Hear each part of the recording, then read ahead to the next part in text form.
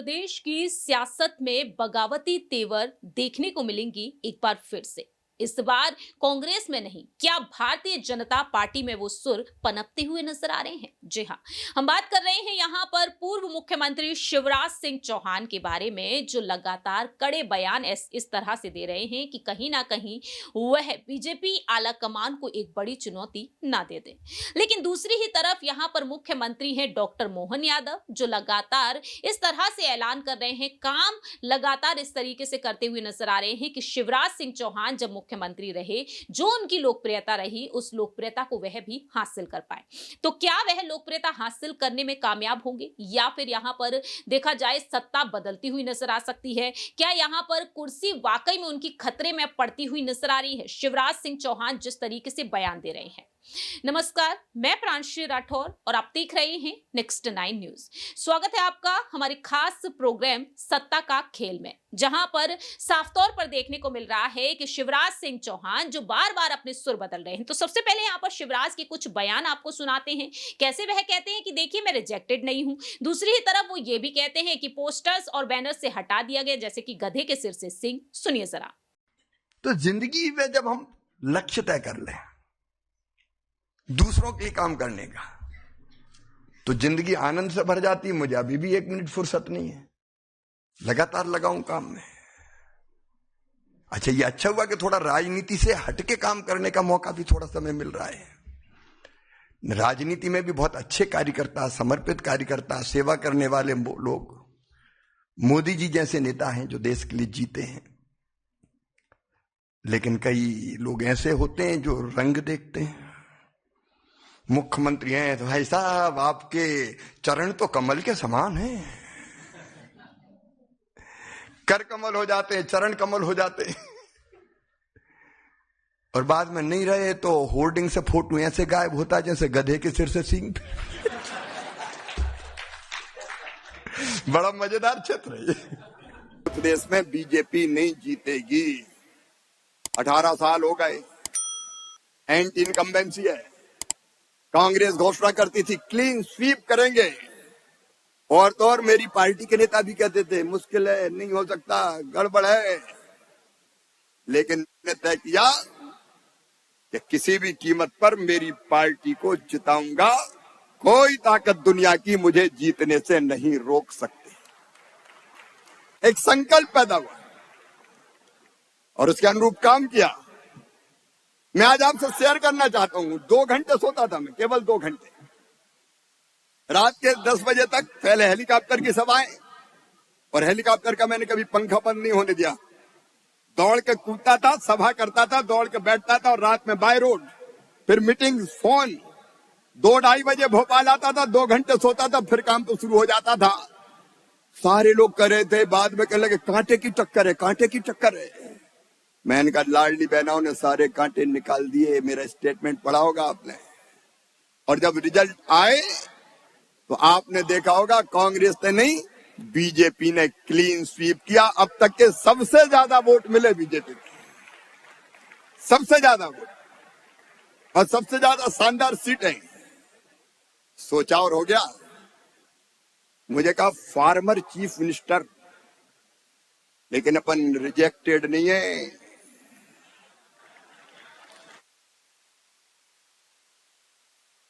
कई बार आदमी कब छोड़ते हैं, जब जनता नकार दे, लोग गाली देने लगे, बहुत दिन हो गया यही बैठा हुआ है। अपन छोड़ के भी आए तो ऐसे आए कि जहां जाते हैं लोग कहते हैं मामा मामा मामा मामा। जनता का स्नेह और प्यार ये अपनी असली दौलत है। लेकिन छोड़ दिया, इसका मतलब ये नहीं कि राजनीति नहीं करूंगा, अभी भी करूंगा। किसी पद के लिए नहीं। राजनीति केवल पदों के लिए नहीं होती, राजनीति बड़े लक्ष्य के लिए। और उसी का आह्वान आपसे करने आया हूं। मित्रों, आना पड़ेगा तुम में से कई को राजनीति में, इसलिए कि कई काम बाकी है जो पूरे करने। आपने सुना शिवराज सिंह चौहान किस तरीके से अपनी नाराजगी को जाहिर करते हुए नजर आए हैं। सवाल यहां पर हमारे सहयोगी अमन जी से लेना चाहेंगे। शिवराज सिंह चौहान के इन बयानों को कैसे देख रहे हैं और जनता जिस तरीके से शिवराज को आज भी समर्थन दे रही है, उनसे गले मिलकर उनकी बहनें बेटियां उनसे रोती हुई नजर आती हैं, कहती हैं कि वोट बैंक तो हमने आपके नाम वोट तो हमने आपके नाम पर दिए थे, लेकिन मुख्यमंत्री डॉक्टर मोहन यादव को बनाया। क्या वाकई में डॉक्टर मोहन यादव को कहीं ना कहीं अब ये आसार नजर आ रहे हैं कि मैं इस मुख्यमंत्री पद पर टिक ही नहीं पाऊंगा, क्योंकि ग्वालियर वह पहुंचे जहां पर ज्योतिरादित्य सिंधिया ने उनके साथ रोड शो किया, उन्हें समर्थन दिया, भव्य स्वागत किया, लेकिन भाजपा के तमाम ऐसे नेता और कार्यकर्ता रहे जिसका हिस्सा बनते हुए दिखाई नहीं दिए। देखिए, बिल्कुल। और मोहन यादव की आप बात करें, ज़ाहिर-सी बात है कि नए नवेले मुख्यमंत्री हैं, बहुत अनुभव नहीं है क कहें तो, लेकिन उसके बावजूद भी गद्दी पर बैठे हुए हैं और यही वजह है कहीं न कहीं कि शिवराज सिंह चौहान के साथ में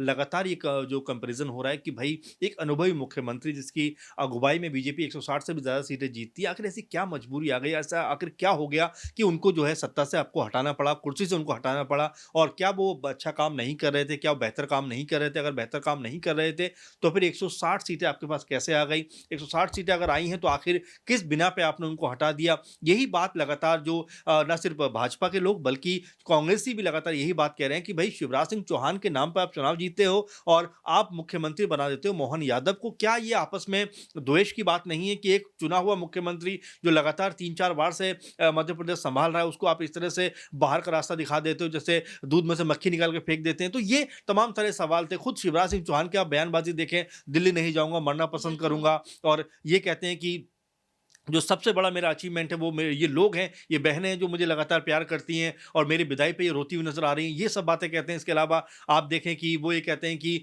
कभी-कभी ऐसा होता है कि किसी का कह सकते हैं कि तिलक लगने वाला होता है, राज तिलक होने वाला होता है, लेकिन उसको वनवास मिल जाता है। और अब जबकि देखें वो हाल ही में जो बयान है उनका, वो कहते हैं कि मैं रिजेक्टेड नहीं हूँ। यानी कि अपने आप को जिस तरह से वो प्रमोट कर रहे हैं, ये कह रहे हैं कि भाई भले ही मुझे गद्दी से हटा दिया गया हो राजनीति करके, लेकिन मैं जो हूँ अभी रिजेक्टेड नहीं हूँ। मेरे अंदर बहुत राजनीति है। उम्र भी उनके साथ है प्रांची जी, कि उम्र अगर आप देखें 62-63 साल की उम्र है। ऐसी उम्र जो लगातार बीजेपी में एक्टिव होने की उम्र है, क्योंकि बीजेपी ने जो अपना बनाया हुआ है, अगर आप देखें जो प्रोटोकॉल, उसमें 75 साल की उम्र है। अब जबकि अगर शिवराज सिंह चौहान की उम्र देखें तो 62 साल है, तो अभी 13-14 साल उनके पास बचते हैं। मोदी जी खुद 73-74 के हैं। तो ऐसे में क्या सिर्फ ऐसे लोग जो लगातार बीजेपी में रहकर इनका मुकाबला कर सकते हैं, उनको साइडलाइन किया जा रहा है? क्योंकि आपने राजे को देखा, उनको भी ऐसे ही खामोशी हटा दिया गया। तो ये कहीं न कहीं जो लगातार आपस का जो विवाद है, ये आने वाले टाइम के लिए बीजेपी के लिए मुश्किलों का सबब बन सकता है। क्योंकि अगर शिवराज सिंह चौहान ने कोई बड़ा एक्शन लिया तो मध्य प्रदेश में आप ये मान के चले 2024 के चुनाव में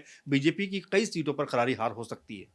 आखिरी कुछ सवाल यहाँ पर ये रहेंगे कि शिवराज सिंह चौहान तो जिस तरीके से अपनी बात रख रहे हैं, उनके बेटे कार्तिकेय ने भी बात कही कि अपनी ही सरकार है, अगर लड़ना पड़ा तो लड़ भी सकते हैं। जनता अगर यहाँ पर किसी समस्या का सामना कर रही है तो उन मुद्दों को ध्यान में रखते हुए वह साफ तौर पर अपनी बात रखी, जब वह यहाँ पर देखा गया कि भारत संकल्प यात्रा का हिस्सा बने। लेकिन दूसरी ही तरफ यहाँ पर देखा जाए डॉक्टर मोहन यादव का क्या शिवराज की नाराजगी, जो अपना दर्द बार बार छलका रहे हैं, इस दर्द से यहाँ पर डॉक्टर मोहन यादव की कुर्सी वाकई में खतरे में पड़ती हुई नजर आ सकती है? जनता का जो बदलता हुआ रुख है उनके लिए कैसे देख रहे हैं? देखिए, बिल्कुल आपने कार्तिकेय चौहान का जिक्र किया है, तो वास्तव में बात सच है कि जिस तरह से उन्होंने बयानबाजी की है प्रांशी जी, ये कोई छोटी-मोटी बात नहीं है, क्योंकि अब तक उनके बयान उतनी सुर्खियों में नहीं रहे हैं। और अब जिस तरह से उन्होंने बात कही है कि अगर अपनी सरकार से भी मुझे लड़ना पड़े तो मैं लड़ूंगा, यानी कि उन्होंने खुला चैलेंज दे दिया है मेरे ख्याल से मोहन यादव को कि आप सतर्क रहिए, अगर ज़रूरत पड़ी तो मैं आपके खिलाफ भी उतरूंगा, क्योंकि ये मेरे पिता का मामला है, आपने उनको गद्दी से हटवाया है, और अगर ज़रूरत पड़ी तो मैं आपके खिलाफ भी लड़ूंगा। तो कहने का मतलब स्पष्ट हो जाता है कि कहीं ना कहीं जो न सिर्फ शिवराज सिंह चौहान बल्कि उनके बेटे यानी कार्तिक चौहान भी अब पूरी तरह से मूड में आ गए हैं कि अगर बीजेपी से लड़ना भी पड़ा, बीजेपी के खिलाफ जाना भी पड़ा, बगावत करनी भी पड़ी, तो वे कदम पीछे नहीं हटेंगे। और यही बात है कि लगातार जो शिवराज सिंह चौहान है वो बयानबाजी कर रहे हैं। और देखिए, जिस तरह से उन्होंने जो आपने आखिरी बयान दिया है, जो कल का शायद बयान है कि मैं अपन रिजेक्टेड माल नहीं है, इस तरह की भाषा का प्रयोग कर रहे हैं, तो ये अपने आप में बताता है कि शिवराज सिंह चौहान शायद अभी कुछ और सोच रहे हैं, शायद कुछ ऐसा सोच रहे हैं जो बीजेपी को हिलाकर रख दे, बीजेपी के लिए मुश्किलें खड़ी कर दे मध्य प्रदेश में। क्योंकि आपको याद होगा जो जीतू पटवारी नए नवेले कह सकते हैं अध्यक्ष बने हैं कांग्रेस के मध्य प्रदेश में, वो भी ये बात कह रहे हैं कि भाई शिवराज सिंह चौहान के साथ में अन्याय हुआ है। तो ऐसा तो नहीं कि अंदर खाने में कोई खिचड़ी पक रही हो, और जब न्याय यात्रा राहुल गांधी की मध्य प्रदेश पहुंचे तो उनके स्वागत के लिए वहां पर शिवराज सिंह चौहान खड़े हों, तो कई तरह की संभावनाएं, कई तरह की बातें जिसको लेकर लगातार जो राजनीति पंडित है वो बात कर रहे हैं, और बात करना इसलिए भी कह सकते हैं कि जरूरी हो जाता है, क्योंकि लगातार शिवराज सिंह चौहान जो है वो अपनी ही पार्टी के ऊपर करारे हमले कर रहे हैं। वाकई में अब यही देखना होगा कि शिवराज सिंह चौहान के बदलते हुए सुर क्या वाकई में यहां पर डॉक्टर मोहन यादव की सीएम कुर्सी को हिलाकर रख देंगे।